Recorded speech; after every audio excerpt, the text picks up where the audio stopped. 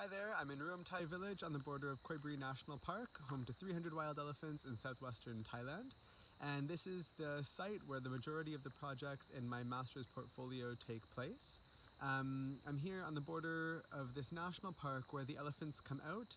and go into agricultural plantations on a nightly basis, which threatens the economic livelihoods of most of the people in this area and also poses a threat to elephants by interacting with dangerous deterrents. So just behind me you can see one of the crossings where the elephants come through, and local people burn tires and put up other deterrents in this area to stop the elephants from crossing out of the national park and into plantations. Behind me you can also see rubber trees that have been pushed over by wild elephants as they've been making their way into plantations. So I started my time in the Global Field Program hoping to understand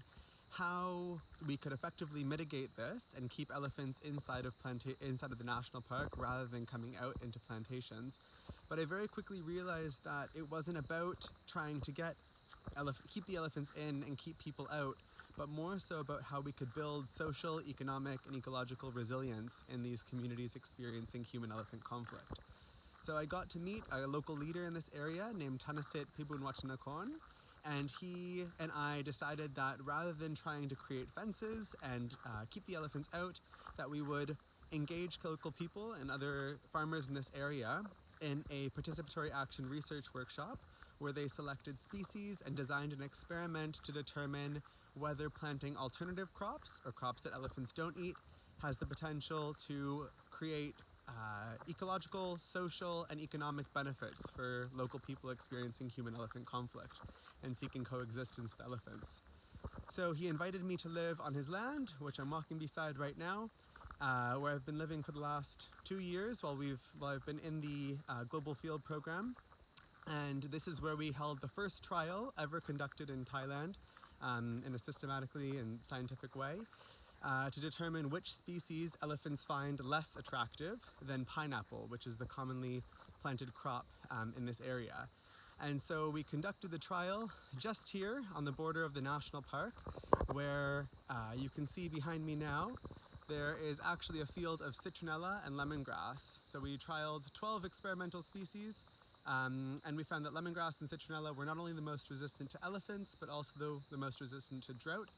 and environmental factors as well. So through the support of my academic advisor, Dr. Kevin Madison, and an inspiring team of collaborators,